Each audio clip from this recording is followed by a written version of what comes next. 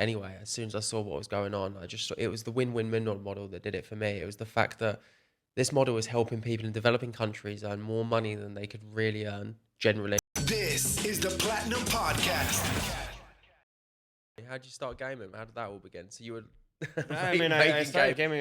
I started gaming with freaking Atari, orange black screen computer. I think 6 megahertz. You know, when you press the turbo button, then you have 8 megahertz. You know, like floppy disk. This was like even not exist. What was that game on the Atari? Was it Pitfall, where you'd like jump? There was. Is that the Atari game? I don't know. There was Prince of Persia, Commander Keen. These kind of games like Minesweeper, like super shit. I remember those. And Paperboy, that was I loved that. I remember I was obsessed with Paperboy. And then of course every new computer I got, until it's like colored screen, the big monitors, like 10 pixel on the monitor. Yeah, and then the games developed. Half-Life came out. Half-Life was the first like ego shooter, and then Counter-Strike was an extension from that before. And then anyway, played it like no tomorrow. I never played Counter-Strike. No? Nah, what was it? Like teams, you have like the anti-terrorist and the terrorist, team of 5, and then you have like the maps, and then you need to plant the bomb or rescue the hostages and stuff like that. And and basically in everything online I was too early. I started that. I was playing for Mouse Sports. It's a esport company now. That time's super little, just random, like a lot of clans, you can join, and there was no rewards at all, like you're just your clan tag. This is your pride, with your carry with it. That's it. Yeah, and spending like in summer holidays in Germany 6 weeks. I went to my best friend. We both like crazy on games.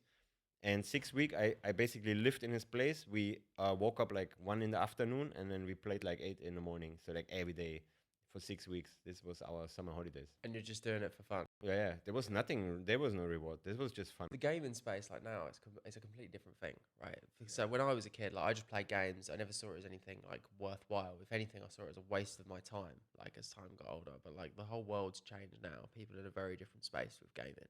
So how has it developed from when you were a kid? I mean, in the beginning it was just like fun and the name and the community. Like you join a clan, and then with your clan you want to be the best clan. I mean, this competition still exists, in the gaming space. But of course it become more commercial, mainstream. Like Counter-Strike. With Counter-Strike Go, you can buy skins for your weapons. You can earn them through through chests and stuff like that, and you can sell them. And then there was other games like Diablo. It was basically not meant to be that there is an economy, but there was like one ring, Stone of Jordan. He was like the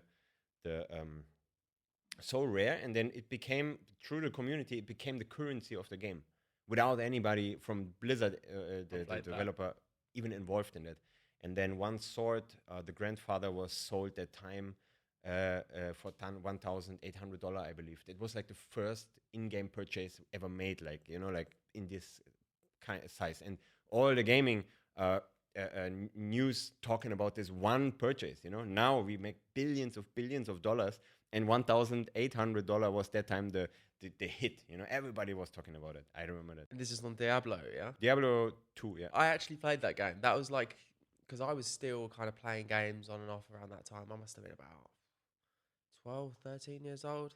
And I ended up going from Diablo, then I got into things like Morrowind and Skyrim and those types. Morrowind was on the PC at the time. I loved like those open world type things.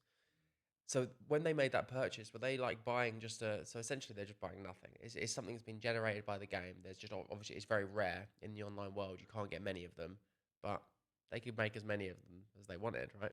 I hope you guys are enjoying this episode of the Platinum Podcast, brought to you by Platinum University, the real-life school of mindset, online business, and financial independence. Platinum University teaches you everything conventional education didn't. We're helping thousands of people create multiple passive income streams that create more money, time, and freedom. We literally guide you through every step of the process with the help of our in-house experts and our powerful, like-minded community groups. To get 35% off your monthly subscription and permanently lock in the discounted price of $39.99, and also get access to all of our mindset, Forex, dropshipping, stocks, crypto, network marketing, and Airbnb content, Visit the link in the description to join. Yeah, that's why the NFT space is now so hot, you know, because it's Oh, unique. yeah. But I mean, it's happened. That was like I think one of the first purchases really for a lot of money, and then it developed, you know. Then like Diablo 3 had a marketplace, you know, where when you can already purchase with real money items, and Fortnite, for example, it's free to play, but if you want to have skins or whatever, you need to pay. So this is actually the whole economy is a pay to win or pay to look better. I mean, to customize your character. It's like the same hype with clothes, you know. All the young generation, they're so freaked out on sneakers, they're dressing themselves, dressing their avatar. You know, this is a huge market, and with the last 10 years, it's already like booming. Yeah, if you search a little bit, we have like 2.8 billion players. Yeah, 2.5 billion players are in the Wow, mobile so that's section. people playing games like Clash of Clans, all that type of stuff. Any kind of games. It's a really bizarre thing to me. It makes sense, but it's also bizarre when you look at it because people are playing Clash of Clans is a good example. I remember playing that game and I got really obsessive over it for a while, as many people do. It's very like the whole gamification thing. It works at a psychological level. It gets you hooked in. You're enjoying it. It's very addictive, and I'm spending real money on things that don't exist, essentially. And I'm spending money on things that, as a company, they can create as many gems as they want and I'm still spending my hard-earned money on it. It's a real weird concept, and it's this whole economy is built off. You know, when it's profitable, then of course you go for it. So it's basically a trap. Clash of Clans is not built for fun. Yeah, I mean, if you think like that, of course it need to be fun, easy, accessible. This is the key factors, you know. But they give you an access, and you think you make progress. Yeah, you have in the beginning you have a lot of energy. You can build the capital. You can build this and this and that, and you can recruit people. But like after 2 hours, your energy is finished. Yeah, and then you need to wait like how many hours you need to build the fortress. It takes you 4 days, and then fuck, you sitting there. You have nothing to do, and then you do okay. I have 20 euros on my G Cash or whatever, and then you pay. I you know this is how it's most mobile games are built up. It's pay to win. Yeah, that you boost your level, you can boost your game, whatever game it is. There's all the games basically out there are based on pay to win. Pay to win, and it gets you. It does Of because course. people are stupidly impatient. Nobody wants to wait 4 days and what you're actually achieving is nothing. In reality, Really invest time, and then once you stop playing the game because there's a new game, and then you had invested $1,000 and you invested, let's say, 1 month of your life. Yeah, if you bring the hours together, and then for nothing. Yeah, and I mean, it's of course also gaming is. A lot of people have friends out there, you know, online, especially everything since we so connected, especially through phone, whatever. Uh, and COVID was actually the phase when everybody was pushed inside their homes, and then you communicate from your home. And what you do, you know, gamers, man, they love it. No school, 24/7 gaming, you know, and they have the biggest communities. Like they have the real life friends from school, but they spend more time with the digital friends, you know, in Discord, in Twitch, and whatever. Yeah. that's the way the world's going. I think every business in general, the emphasis is on community. This is why Platinum Work did so well because it was all a focus on community. We wanted to create a place where people can mix with like-minded entrepreneurs to level up. And then when you were playing a game, you all have a common objective, right? Which is continue to play the game, get better at the game, which unlock more levels, whatever the achievements are in the respective game. So community is absolutely everything, and gaming is just huge for that. Gaming in general, I think, is connecting people. And so, let's say, for example, now with the new era, with the play to earn model, it started all with community. Yeah? There was until April, and Sky Mavis, who developed Axie Infinity, they had for 2 years, they had like maybe 20,000 players. Yeah? And then just when they made the switch to Ronin chain, basically, then there was like mainstream because everybody could afford. Yeah, but in the beginning there was like it was just living from this small core. Yeah, and everything in crypto space especially is so depend on community. If you have a shitty community, nobody stand behind your product or project, you lost basically. I mean, it's like it will not be a success. Let me get you to backtrack a little bit there because like the whole play to earn space, because this is so new. Obviously, it's something I'm very familiar with. You're obviously, which is something we'll get into in a minute. But can you explain exactly what the play to earn space is? Because we've just kind of spoken about conventional games, how they work, how they create their own economies. But now we're in a very different space with play to earn. It's like a whole new thing. So can you talk into that? Every economy have a cycle. So we had free to play, we had the major games, for example, like Blizzard or Diablo, World of Warcraft or whatever. They have a huge economy, they have a huge player base. Then in the mobile section, pay to win. And yeah, now it's a time for play to earn. So, and the cryptocurrency is basically the best vehicle to give it to utilize then cryptocurrency and a good running ecosystem that really players start getting rewards from the game, and not only the in-game currency, also that once, let's say, you buy a character to play the game, this character is an NFT and this is linked to your wallet, and you are the only one who have that character. I mean, so do you have, first of all, you have an income, whatever, depends on the game, how much is it, and the items you find, let's say there's a drop, like this one sword, what we talked in Diablo. But this is first time something. You can take it, you can sell it, you can go to OpenSea or other platforms. You can just sell it if you want.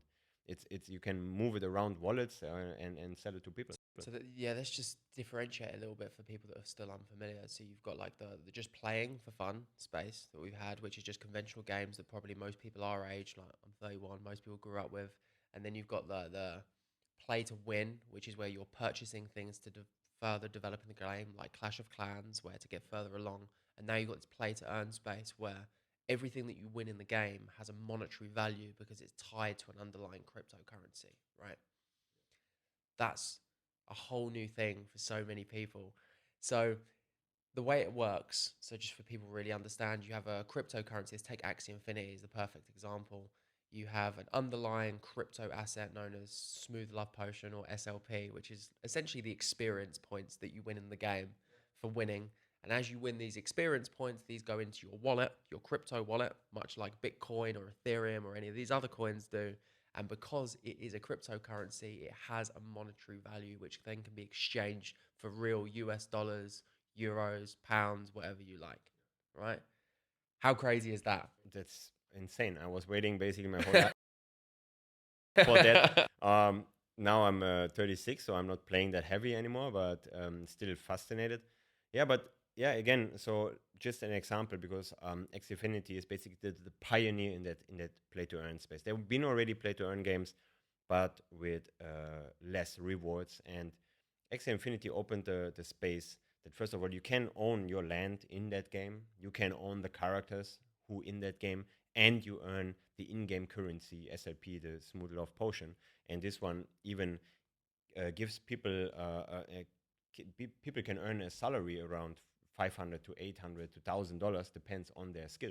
I mean, this is super interesting, and there's also something what happened in the game space before. So in every game there is this elite of players, yeah, who really can earn make a living from gaming, but you need to have such a high skill in that game, and that wasn't achievable for everybody. So and these games, they're really giving, like, through the ecosystem, rewards basically for everybody. Yeah, and it depends then on yourself again how good you are. I mean, there's the elite. Okay, maybe they still will earn more, but you as an average player with just want to have fun, you can make, let's say, how cool is that? Like $800 monthly through a game, and you have fun and you have community. I mean, it's ticking all the boxes what we need right now. I mean, and that's why it's super hype. There's just a bridge that, like, a lot of people not so familiar with crypto, because it's not an easy access, and this is usually the game's looking for. Yeah, now you need to have a crypto wallet, need to Binance, you need to exchange that then again to real money. There's a longer process between that, but I mean, for that reward, I would take a little bit time to make research. And I mean, in our community, for example, we're helping people to install all these wallets, and that they not get scammed or anything, that they really get a proper setup, what you need upfront to be able to play that game. Sure. Let's talk a little bit into that. Let's talk a little bit about what you're doing. So you spoke about Axie Infinity. Actually, let's break down Axie Infinity. Let's talk a little bit more about how that game is working and how this is pioneering and changing the gaming space? Because you said, like, in general, how the play to earn space is changing. But let's talk specifically about Axie Infinity. What is Axie Infinity doing? Axie Infinity is basically you need to have 3 characters in your game. As the Axies, yeah, they have 9 races, and every race have different talents, and you can set your team what you like. If you like a plant or a beast or a bird, you will match your team what. Of course, there's a lot of competition ongoing, so you're looking for the best Axie, of course, and the best talents, and that makes also a different price level of the Axies. Yeah, I mean, if you have the good talents, they are more expensive. So basically, to start, you need to have 3 Axies. Yeah, and Axie Infinity is still in early stages. So right now, you have only access to the PvP modus, the arena battle, and to the PvE, the adventure mode. Yeah, in adventure mode, it's just like doing quests, killing the boss, doing some daily tasks. And in arena, there's a matchmaking system. So based on your score, how many wins you have, you go up in rankings, and and as higher you in ranking, as better is your team, you can have better rewards. Yeah. And then so Axie Infinity is still like having yet the land gameplay is not out there. This is coming soon. Axie Infinity, as we mentioned, it started in November, and or longer before, but in November was like I think the first hype about it. And their Axie has been still affordable, so you could buy them for $20, for $50, and then with the price of Ethereum and the high demand, then later on Axie Infinity, basically the prices become too high that everybody can join the game. So and then there's something I think we can. This is basically the business model from Unix. The scholarships came out. So basically, there's like a Filipino in or anybody Indonesia, Brazil, South Africa, South America, and in Africa. They cannot afford to enter the game anymore, and that's basically then people with the liquidity, basically with the funds, landing access to players. So basically, they're helping them to step in the game, so they can earn, and then there's a profit share. What we do with the scholarship. Sure. And it's insane. Yeah. So just to speak into this, so obviously you are the CEO of an amazing company called UniX. So I'll be Thank you. totally transparent. I'm involved. I'm involved in this. So I definitely rate this company. I think it's unbelievable what's going on. So just explain a little bit about the business model, because we've already got the concept of earning money from games, which is absolutely insane to most people. That's one thing. And now we've got this other thing as where you can build a whole business around it. So can you please talk into exactly what Unix does?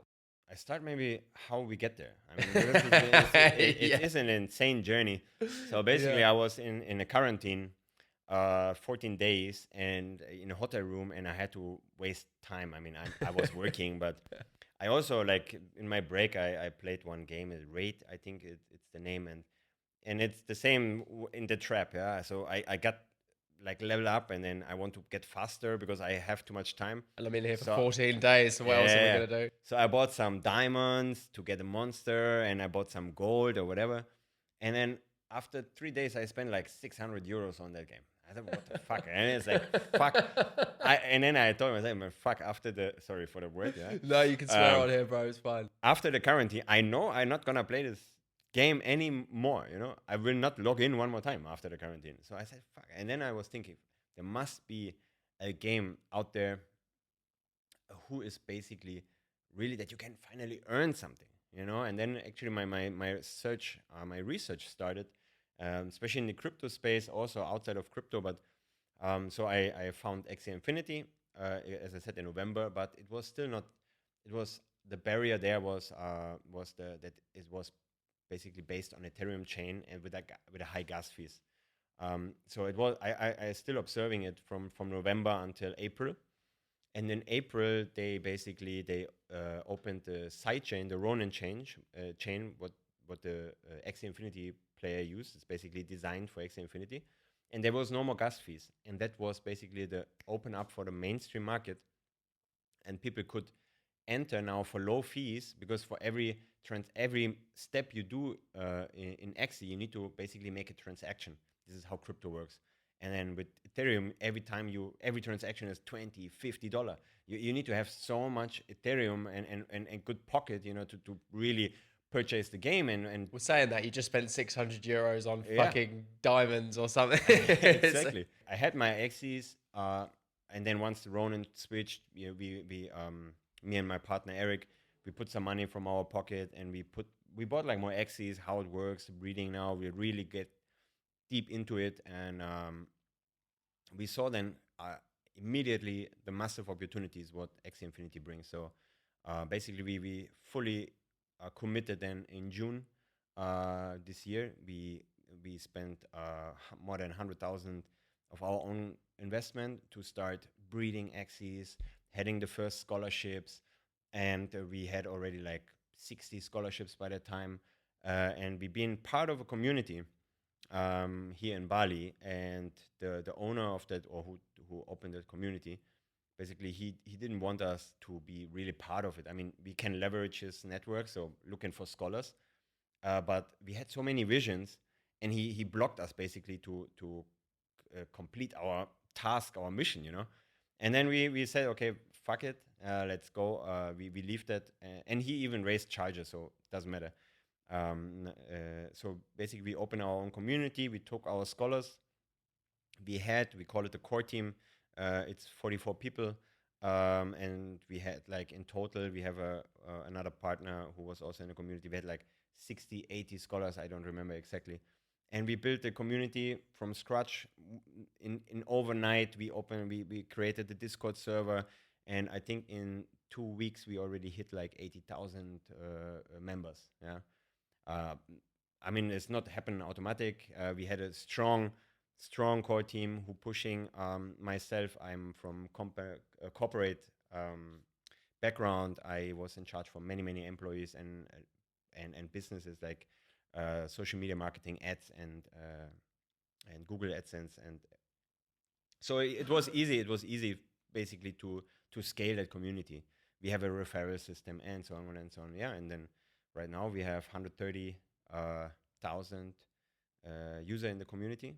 And yeah, on that journey from June until now, every week we had met new people who liked who liked the concept, helping people in developing countries, giving them a salary what is like 2-3 times more what they average salary in the country. Then we met you on a presentation where we are looking for investors to help more people, and then we bring the education part in. So basically, why that came up, because there's 100,000 people and we have only limited slot of scholars. So how to incentivize these people? Then we came up with the education part. Then we met Andy Thomas. He have a huge crypto network. And then we thinking about the token launch, and everything was really so fast, but we call it, that's Bali, right? I mean, there's a lot of vibes going on here, and we met the right people, the right supporter, and we're doing something good. Of course, we earn money with that, but it's not that we get richer. We really want to expand. So most all of the money coming back to marketing, more scholars, expanding games. We already more than 20 games right now where we invested in. We're having huge plans, like our own country with the equal salary, with the national anthem, with the flag. All these things you can do it in this metaverse. The metaverse is really something. Now every game is basically metaverse, but everybody in that play to earn era or any gaming area is basically in the metaverse. Yeah, and there's a movie actually what inspired me. This is the Ready Player One. Everybody is already in that world, and that's somehow in the future it's gonna be like that.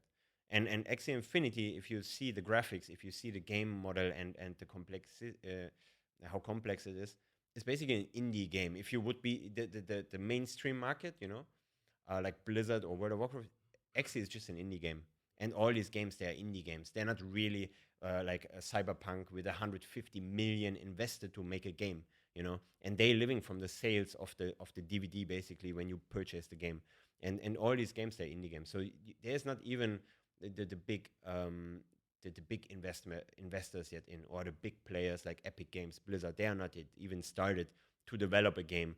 GTA 6, Grand Theft Auto 6, they thinking about adding cryptocurrency, and other games also, Minecraft. So this is a lot of, and it's just the start. So and we are early adopter. We have one competitor, Yield Guild Games, but I mean we don't see us as a competitor really.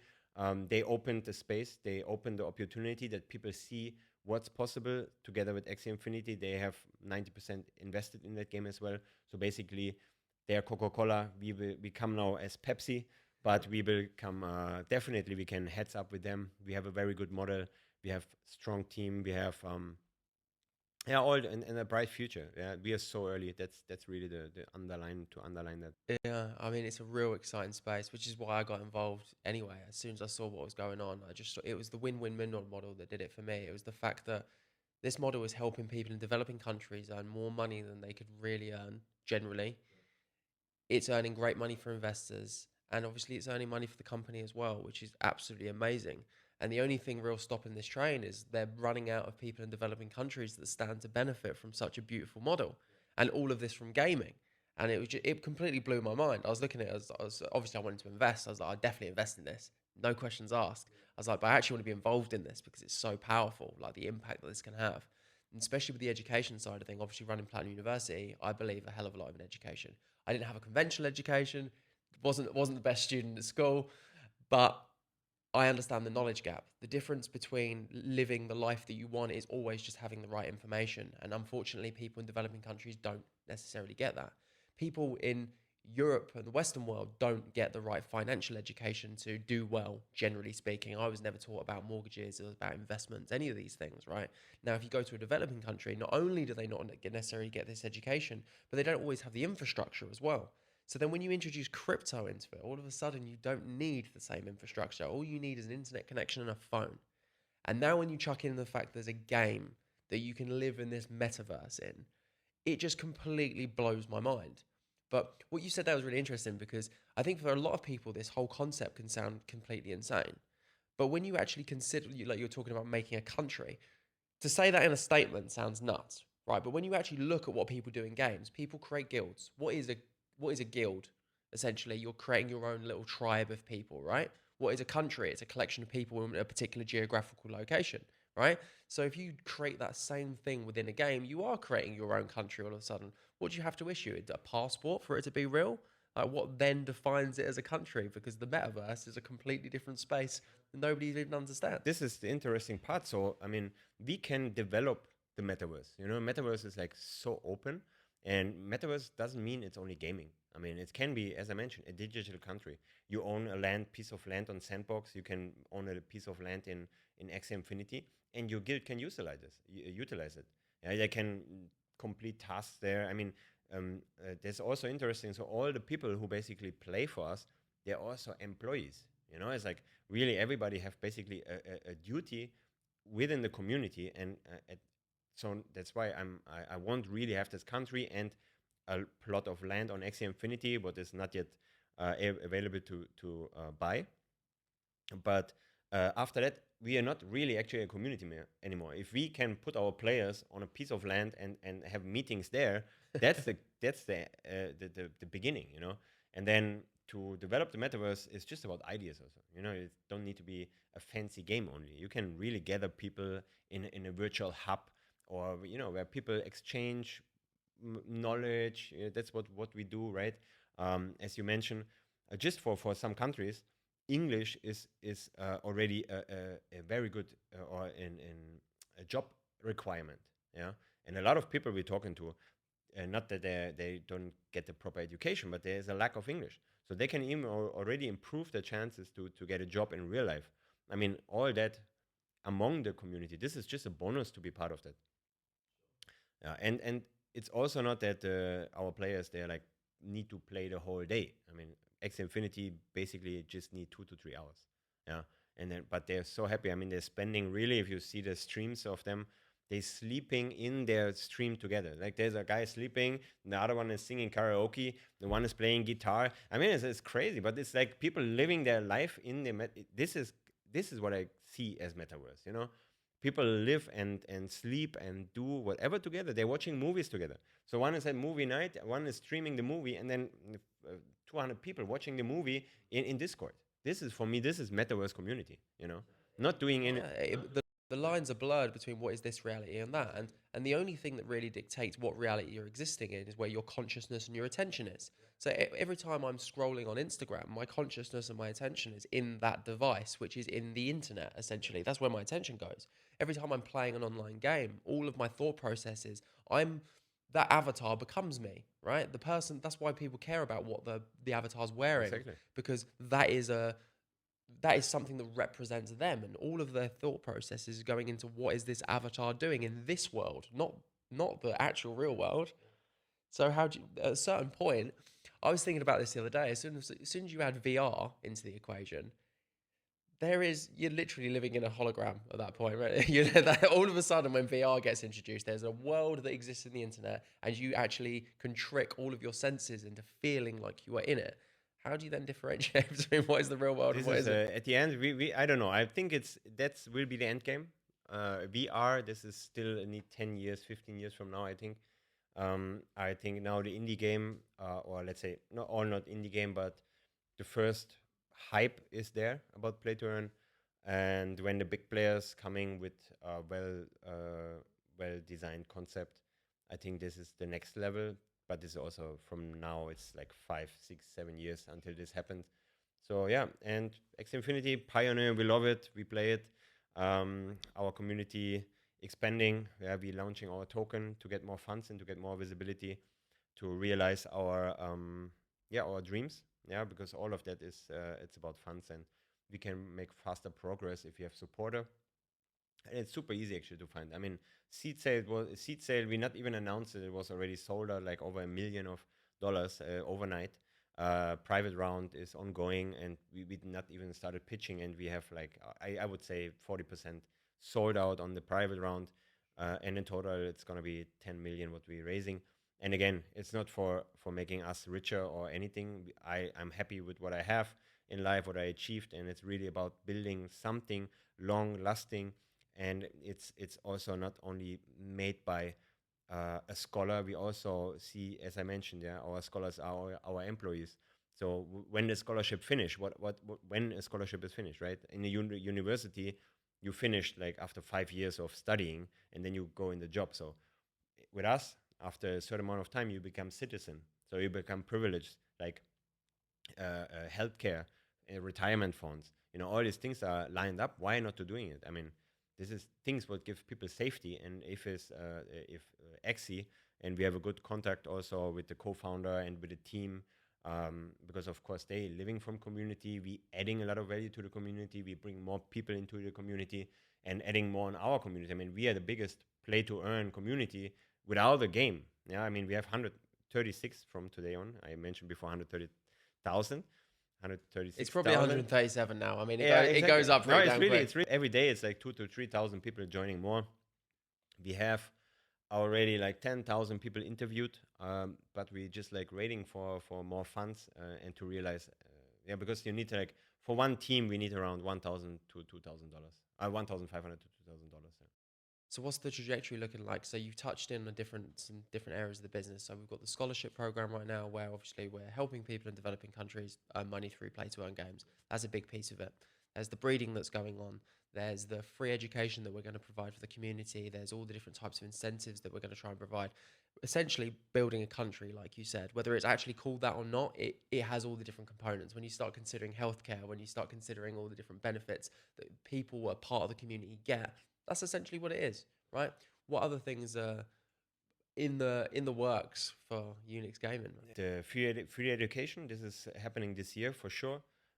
We have our gaming gear in under development. We design now mouse, keyboard, mouse pad, because also it's a brand identification. Yeah, so I think all of our community, they would be happy to wear a UniX shirt, a UniX mouse, to get these items. And not only our community, but I think we grow really, really big in the next year. So also fashion line. I mean, not talking about esport uniform, really like CryptoPunks or any Bored Apes, all these kind of art like matched with clothing, you know. Again, clothing, avatars, all these things need like, people are crazy for, yeah, exactly. And all these items are basically connected with an NFT. Yeah, so the gaming identity. gear Yeah. is like, in games you have legendary, epic, rare, common, uncommon, the ranks of the items, and the same is in the game with the gaming gear. If you buy the legendary, yes, you get it's higher price, but you have higher quality. And these NFTs, what are connected with, they're giving also utility, so that basically if there's a new collection, you get discount or early access for pre-sales for any kind of other launches. Yeah.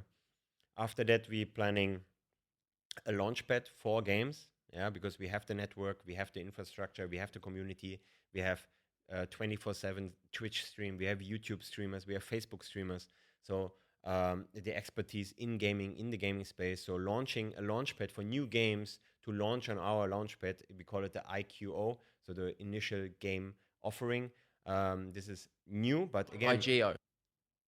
yeah, IQO. sorry, Geo, yeah. Okay. Uh, Cool. uh, I was like, where the, already, I was like, where the fuck's the queue? I was like, I'm really confused.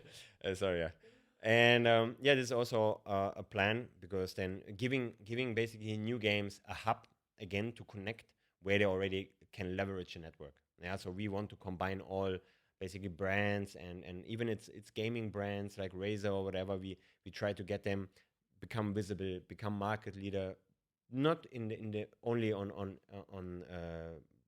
be huge in crypto, also having a hub, really information about play to earn, bringing new games, helping new games to start. Yeah, and the end game, let's say, is our own game. For now, the name is Unity. We don't know yet where it goes. We're working on visuals, and we're looking for creative directors for that. And yeah, but it's exciting, and it's gonna be not the major game like Blizzard, but definitely in the medium price range of a game. We're gonna be placed ourselves there. Yeah, there's so many exciting things going on. So many. And I just think the potential of this is just astronomical. I actually feel like it can change the world in some capacity. Like it really. 100% sure of that. I mean, I was living already in the metaverse without income. I had to step in the real world, work, make my life, get there where I'm now.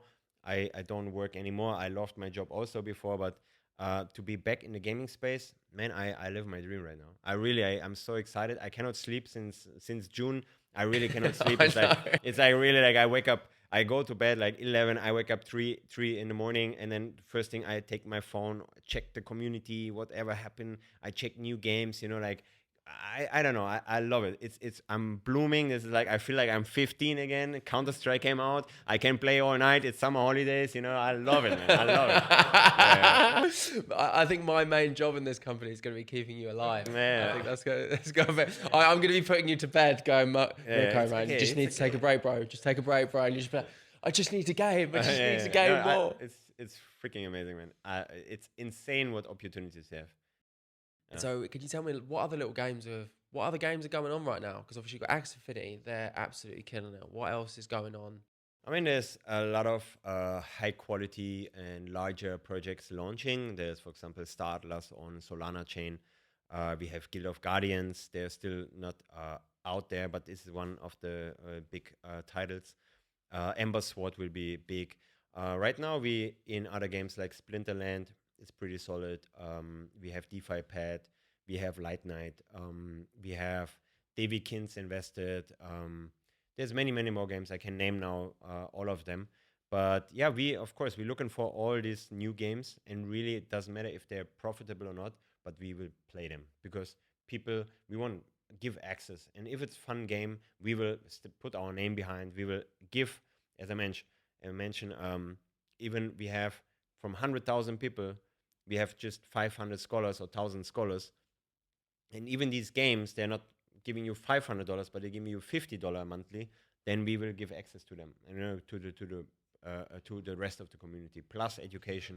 And also, I mean, this is just one type of reward. The First of all, the token, SLP or other games.